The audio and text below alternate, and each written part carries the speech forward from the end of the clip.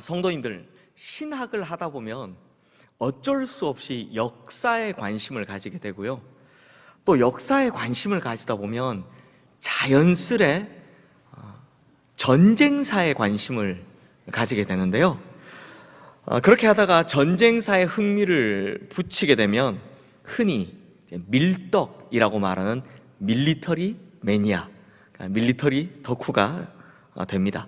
제가 딱 그런 케이스인데요. 그런데 이 전쟁사에 관해서 관심을 가지고 흥미를 좀 붙이다 보니 특히나 뭐가 재밌느냐, 제2차 세계대전 당시에 일본군의 폭망사, 그러니까 일본군이 폭망했던 이야기들이 참 재미가 있더라고요. 제가 목사가 되어서 어떤 특정 국가나 특정 민족에 이런 마음을 좀 품으면 안 되는데, 안 되는 줄 알면서도 왜 그랬을까? 네. 저 역시도 대한민국 사람이고 또 독립운동가의 핏줄이다 보니까 어쩔 수 없이 그게 그렇게 재밌더라고요. 그러면 제2차 세계대전 당시 일본군이 스스로를 폭삭망하게 했던, 우리 젊은이들의 표현에 의하면 삽질했던 전술은 대체 뭐가 있을까? 몇 가지가 있긴 한데 그 중에서도 대표적인 것이 바로 반자이 돌격이라는 것입니다. 반자이, 일본어로 만세 이런 뜻인데요, 공군의 자살 돌격을 카미카제라고 한다면 반자이는 육군의 자살 돌격을 말하는 겁니다. 때는 태평양 전쟁이 한창이던 1942년, 비록 진주만 공습으로 한 방 얻어맞긴 했지만, 세게 얻어맞았죠. 그렇지만 미드웨이 해전 이후로 이 전쟁의 주도권을 잡은 미국은 이때부터 일본령 섬들을, 특히 동아시아에 있던 일본령 섬들을 하나씩 점령해 나가기 시작합니다. 그때 처음으로 일본 육군과 조우하게 된 미 해병대와 미 육군은요, 정말 자신들의 두 눈으로 직접 보고서도 믿기지 않는 현상을 보게 됩니다. 이 당시 미군은 어떻게 했느냐, 참호를 깊이 파고요, 거기다 몸을 딱 숨긴 채로 1분에 대략 1300발 이상 나가는 기관총들을 쫙 세워놓고 이 화망을 구축해 놓죠. 그리고 뒤에선 105mm 포가 때릴 수 있도록 딱 준비해 놓고 일본군이 오기만 와라 하고 기다리고 있었습니다. 그러면 그 앞으로 가면 됩니까, 안 됩니까? 가면 다 몰살이죠. 근데 일본군은 어떻게 하느냐, 총은 쏘라고 있는 겁니까, 찌르라고 있는 겁니까? 쏘라고 있는 이 총에다 굳이 착검을 해가지고 덴노 헤이카 반자이, 천황폐와 만세, 이걸 외치면서 그 앞을 뛰어나가는 겁니다. 그냥 무대뽀로 달려나가는 겁니다. 어디로요? 정면으로요. 거기 딱 준비하고 있는 거기로요. 그러니 한 번의 전투만 해도 일본군이 1000명에서 2000명이 그냥 막 죽어나가는 겁니다. 그래서 당시에 미군의 일기에 보면 이건 전쟁이 아니라 학살이다 라고 할 정도였다고 합니다. 성도님들, 군대 갔다 오신 우리 성도님들 아시겠지만 기습작전을 할 때 기도 비닉을 유지하라 이런 이야기를 하죠. 군대 안 갔다 오셔도 상식적으로는 알고 있습니다. 알 수 있습니다. 기습작전 할 거면 어떻게 해야 됩니까? 조용히 몰래 다가가선 갑자기 한 당 빵 이렇게 때려, 이게 효과가 있는 거 아니겠습니까? 그렇죠. 그런데 이 과달카날이라는 섬에서 이루어진 테나르 전투에서 일본군이 어떻게 했느냐, 917명의 일본군이 배를 타고 2000km나 되는 거리를 몰래 갑니다. 천천히, 그것도 밤을 타서 이렇게 갑니다. 그리고 일부러 미군이 있는 반대편으로 내립니다. 그리고 내리고 나서 미군이 있는 곳까지 약 35km를 기어갑니다. 하루 종일 기어가는 겁니다. 조심조심 가는 겁니다. 그리고 거기서 새벽 2시가 될 때까지 기다립니다. 지금까지는 완벽하죠. 그러면 한 번에 확 공격을 하면 되잖아요. 근데 공격을 시작하자마자 어떻게 하느냐, 공격하고는 갑자기 자기들 스스로 조명탄을 빵 하고 터뜨리는 겁니다. 그리고 아까 말했던 천황폐와 만세 이걸 외치면서 뛰기 시작하는데 하필 거기가 어디냐, 바닷가 모래 위였습니다. 빨리 달릴 수 있습니까? 안 되죠. 발이 푹푹 빠지죠. 그러니 그때 당시에 일본군이 근처에 있는지도 몰랐던 이 미군은요, 일본군 스스로가 환하게 불을 밝히고 막 어디 있는지도 모르는데 나 여기 있다고 막 고함을 지르면서, 그것도 빨리도 아니고 천천히 자기 앞을 띄우고 있으니까 침착하게 기관총과 대포로 아주 그냥 몰살을 시켜버립니다. 이런 말도 안 되는, 진짜 이런 바보 같은 일이 왜 일어났다고요? 바로 반자이 돌격이라는 이 틀려먹은 일본군의 전술 때문이었다는 겁니다. 그럼 대체 왜 일본 육군은 이렇게 말도 안 되는 반자이 돌격이라는 걸 그들의 전술로 채택을 했을까요? 그 이유도요, 참 웃깁니다. 1904년 러일 전쟁이 일어나죠. 이게 일본의 첫 번째 전쟁입니다.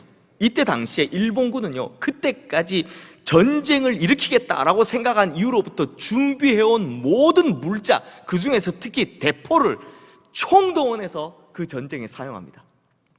근데 문제가 있었어요. 뭐가 문제냐? 대포는 많이 만들어 놨는데 정작 쏴야 될 포탄은 얼마 만들어 놓지 않은 겁니다. 그러니 금방 떨어진 데다 포탄을 제조하는 공장도 제대로 구비를 해놓지 않았던 거죠. 그런데 어찌어찌 러일 전쟁에서는 이 일본군이 승리를 하게 됩니다. 그러면 상식적으로 무슨 생각을 해야 됩니까? 우리가 빨리 포탄을 만들어 놓자. 안 되겠다, 이런 생각하는 거 정상 아닙니까? 아니면 포탄 만들 수 있는 공장을 더 늘리자, 이게 상식적인 생각이죠. 그런데 일본 군부는 어떻게 하느냐? 포탄이 없다고?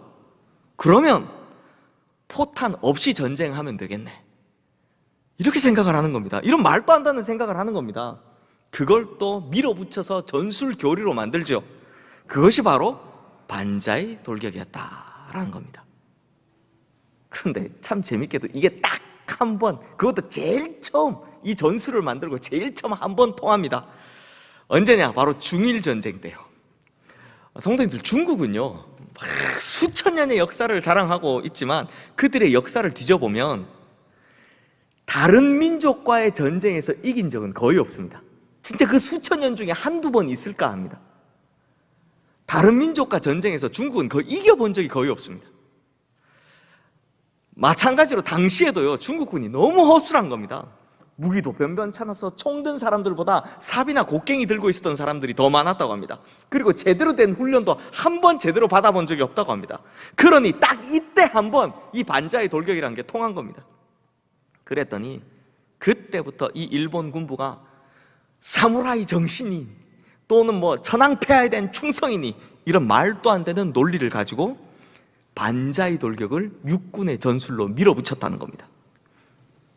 결국 이 엉뚱한 전술로 말미암아 일본의 그 젊은 청년들, 군인들이 말 그대로 그냥 갈려나갔고요, 결국에는 병력 부족으로 인해서 전쟁에서 패하게 된 결정적 원인 중 하나가 되었다라는 이야기입니다. 그러면 성도님들, 아니 오늘 목사님이 평소와 다르게 성경 내용이 아닌 저 딴 이야기를 왜 저렇게 길게 하시냐 하시겠죠? 다 이유가 있습니다. 실제 전쟁에서는요, 전술이라는 것이 너무나도 중요하다는 겁니다. 전술이 뛰어나면 소수의 병력으로도 큰 군대를 격파할 수 있지만 반대로 전술이 엉망이면 이길 전쟁도 지기 마련이다라는 거죠.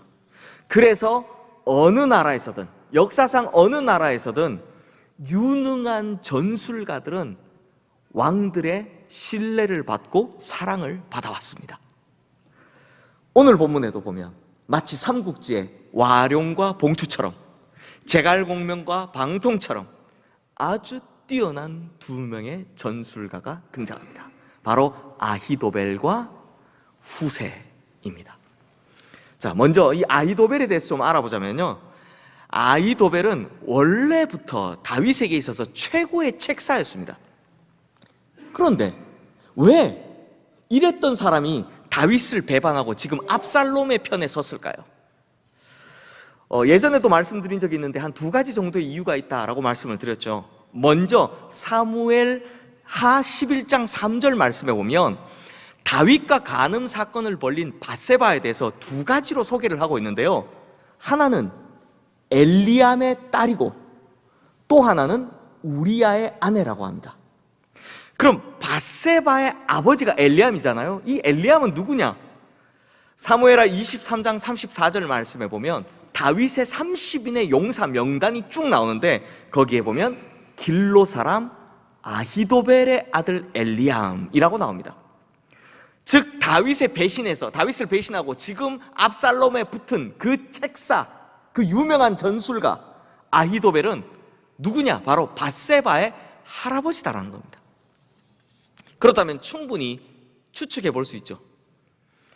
아히도벨은 자신의 집안에 일어났던 그 끔찍한 일, 즉 자기 손녀의 가정이 완전 파탄나게 된 일, 그걸 마음속 깊이 담아두었던 겁니다. 깊이 담아두다. 그러다 압살롬이 반역을 일으키자 야, 드디어 복수할 때가 왔다 라고 생각을 했다라는 겁니다. 그래서 이제 아히도벨이요, 압살롬에게 가장 먼저 하라고 한 것이 뭐냐? 이 유능한 전술가가 가장 먼저 하라고 한 것이 뭐냐? 바로 아버지의 후궁들과 백주대낮의 옥상에서 동침하게 만든 거였습니다. 왜 이걸 가장 먼저 하라고 했을까요? 당한 그대로 복수하겠다라는 거죠. 그런데 성도님들, 제가 보기에는 이 이유보다 다른 이유가 더 큰 것 같다라고 말씀을 드렸었습니다. 그러면 아히도벨은 왜 배신했느냐? 이 사람이 너무 똑똑했기 때문에요. 굉장히 똑똑한 사람이었기 때문입니다. 이 똑똑한 사람이 흘러가는 판세를 쫙 보니까 다윗은 이미 끝났구나 싶고, 압살롬은 새로운 신진 세력인 겁니다. 그러니 가는 세대인 다윗이 오는 세대인 압살롬을 이기는 것 쉽지 않겠다라는 판단을 한 거죠. 그러자 바로 배신을 했다는 겁니다. 그럼 또 이건 또 어떻게 알 수 있느냐? 이 집안이 누구 있습니까? 아히도벨, 그리고 그의 아들인 엘리암, 그리고 그의 손녀인 밧세바, 이렇게 있죠. 이 집안 사람들 모두 다윗에게 엄청난 신뢰를 받았고 엄청난 후대를 받은 사람들입니다. 그래서 보면 어떤 결과를 볼 수 있느냐? 아히도벨의 아들인 엘리암과 그의 손녀인 밧세바는 배신 안 합니다. 끝까지 다윗을 따라갑니다.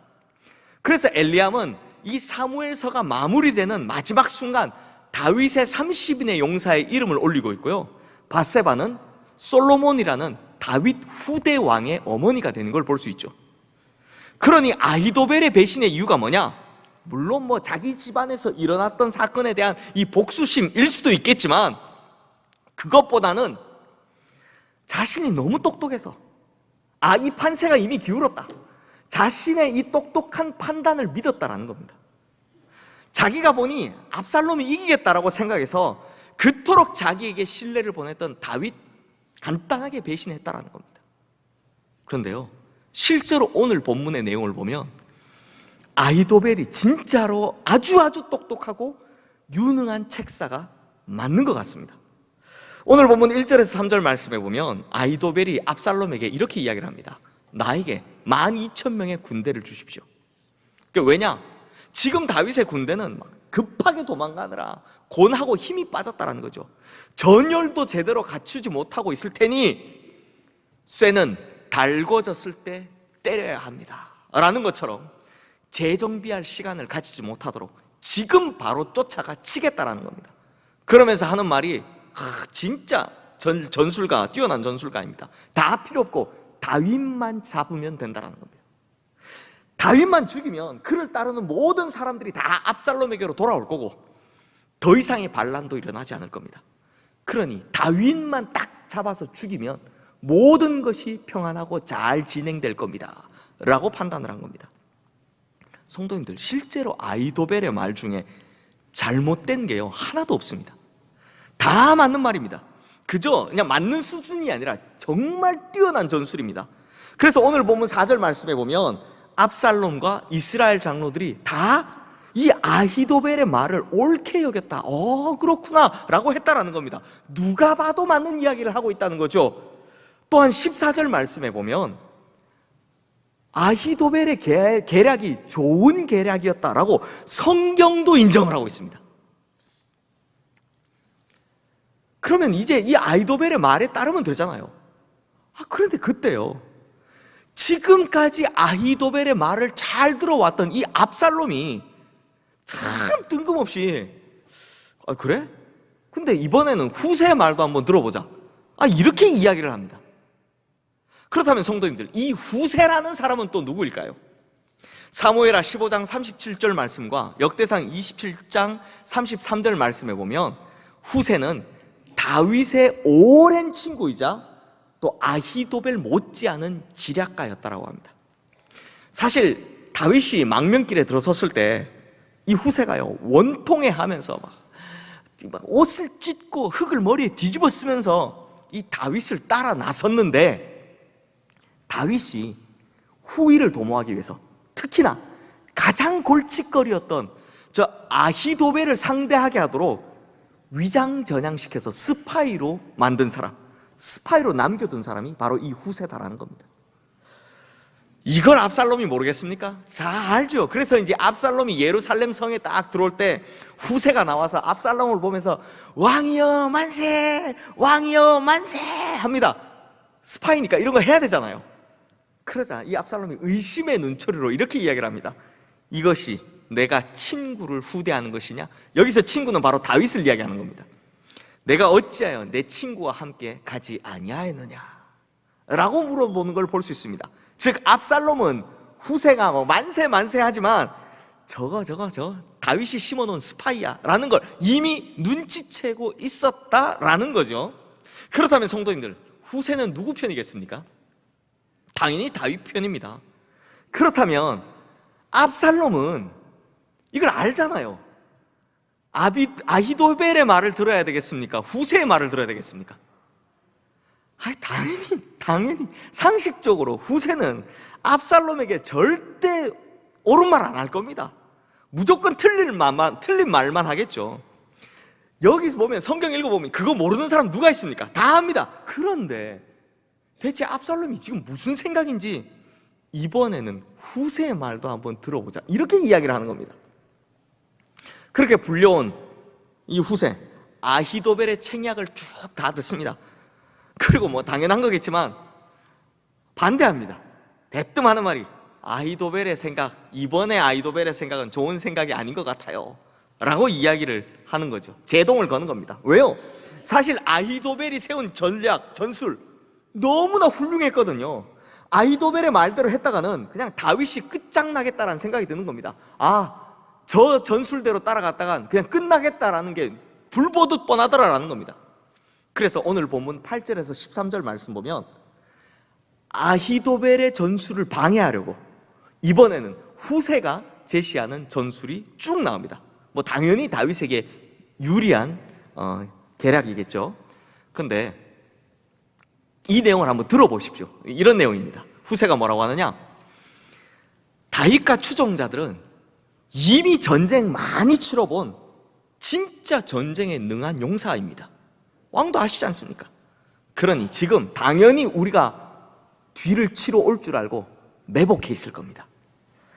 그리고 다윗만 잡으면 된다라고 했는데 다윗 역시 전쟁에 아주 익숙한 사람입니다. 그걸 다윗이 모르겠습니까? 그러니 이미 진영을 탈출해서 다윗은 혼자서 동굴이나 아니면 다른 성이나 다른 곳에 숨어 있을 겁니다.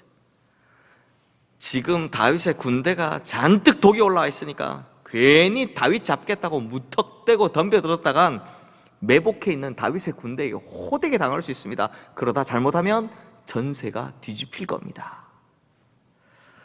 겁을 탁 주는 겁니다. 그러니까 요건 뭐라고요? 압살롬의 공격을 지연시켜서 다윗에게 재정비할 시간을 벌어주고자 냈던 책략, 계략이라는 겁니다. 그런데 성도님들, 제가 방금 설명한 대로만 들으면 이 전술도 굉장히 좋은 전술 같아 보이죠. 일리 있다 이런 생각이 듭니다.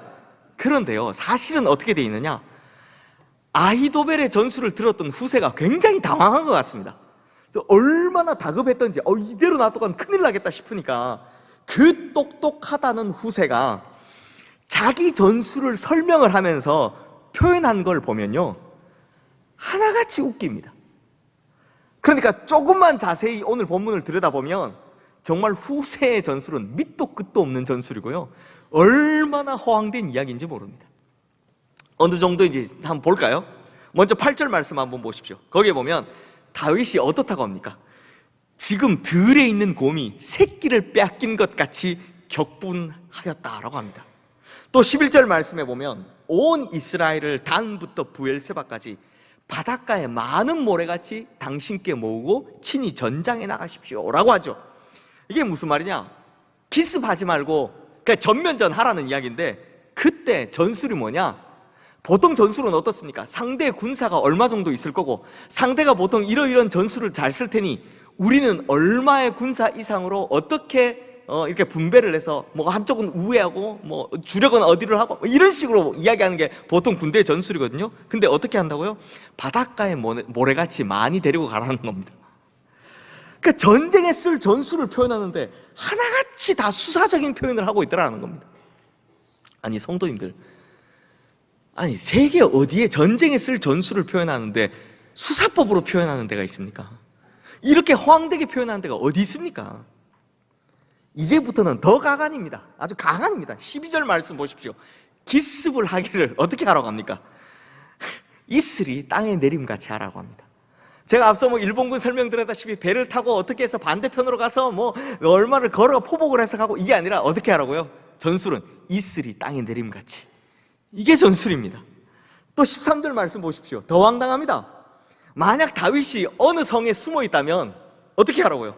어떻게 하겠다고요? 밧줄을 가져다가 그 성을 똘꽁꽁꽁 맨다라는 겁니다. 그리고 그걸 끌고 와서 강에다 빠뜨리겠다라는 겁니다. 아니 어느 성이 밧줄에 감기기나 하며 그게 어디 그 강까지 어떻게 들고 갑니까? 아니 이게 말이나 되는 이야기입니까?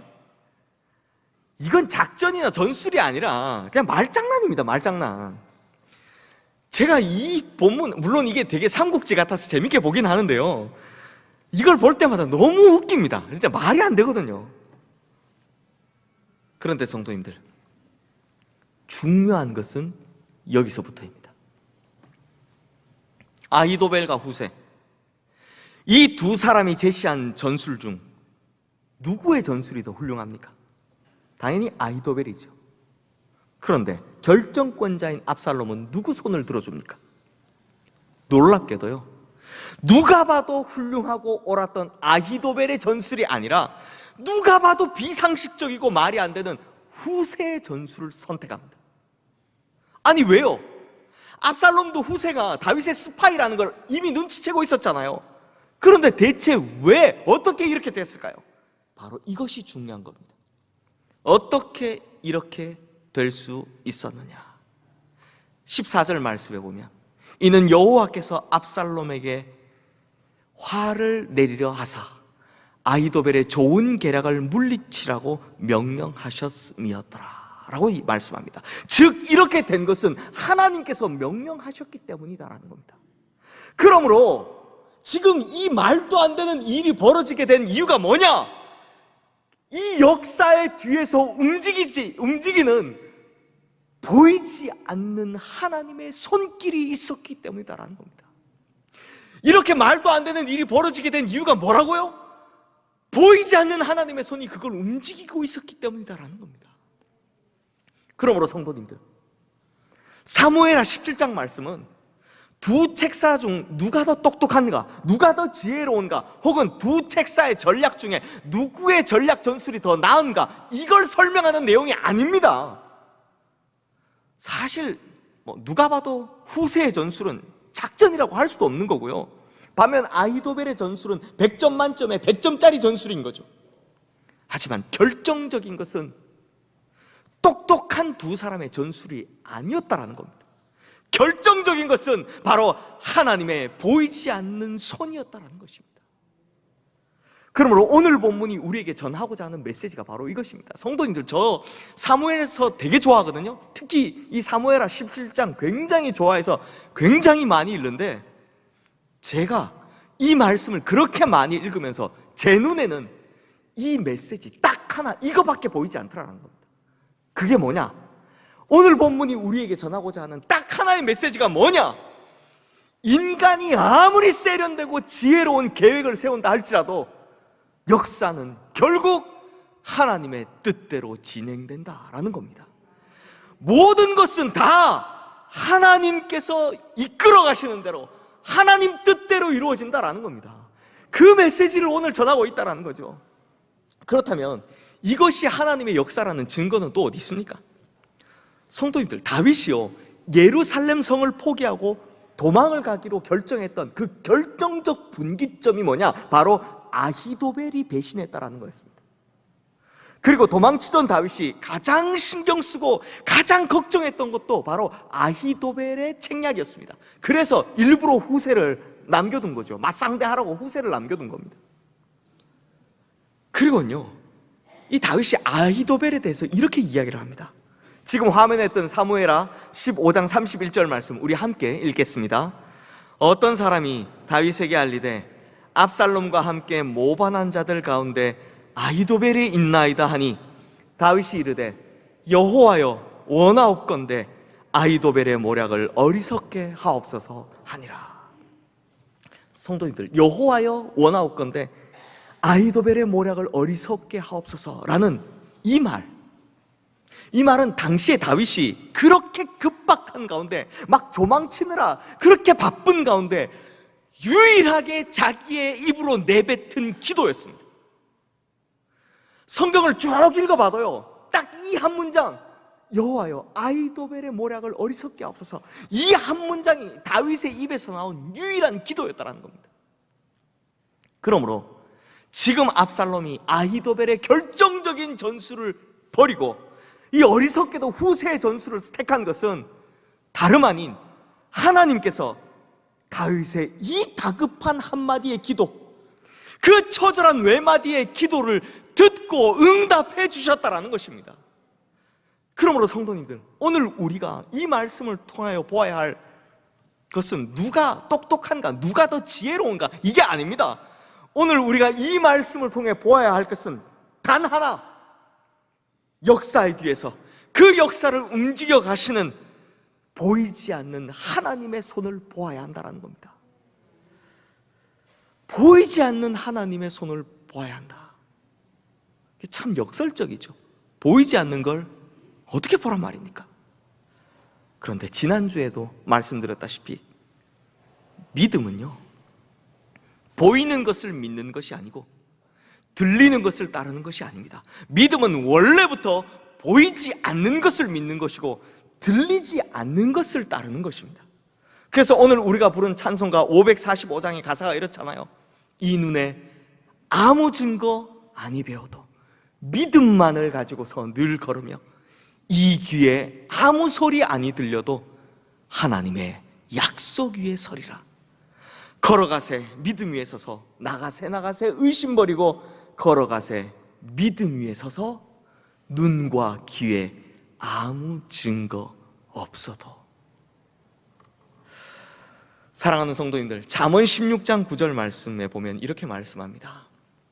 사람이 마음으로 자기의 길을 계획할지라도, 그러니 사람이 제 아무리 뛰어난 지혜를 가지고 미래를 내다본다 할지라도, 계획을 세운다 할지라도 그의 걸음을 인도하시는 이는 여호와시니라. 결국엔 다 하나님의 뜻대로 이루어지게 된다라는 말씀이죠.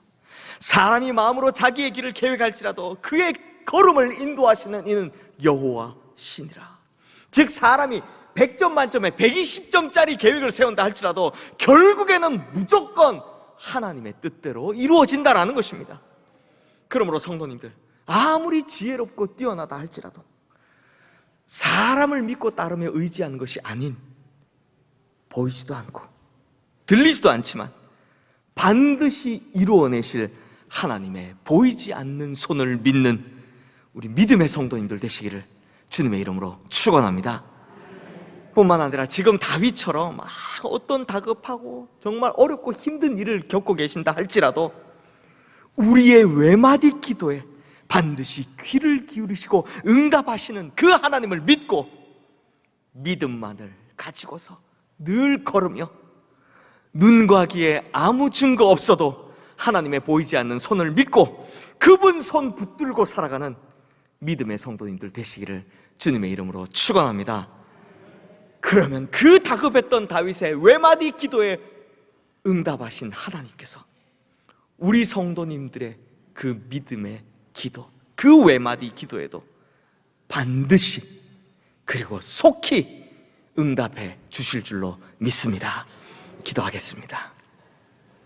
하나님 아버지, 사람이 아무리 자기의 길을 탄탄하게 계획할지라도 결국 그 걸음을 인도하시는 분은 하나님이심을 믿습니다.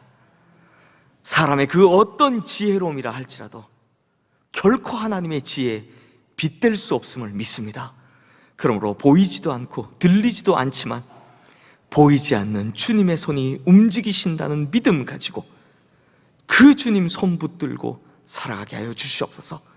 특히나 지금 다윗처럼 다급하고 힘들고 어려운 길을 걷는 모든 성도님들께 다윗의 한마디 기도에도 주님께서 귀를 기울이시고 응답하시는 것처럼 우리의 외마디 기도와 속으로 삼키고 있는 그 신음소리에도 주님께서 귀를 기울이시고 속히 응답하여 주시옵소서.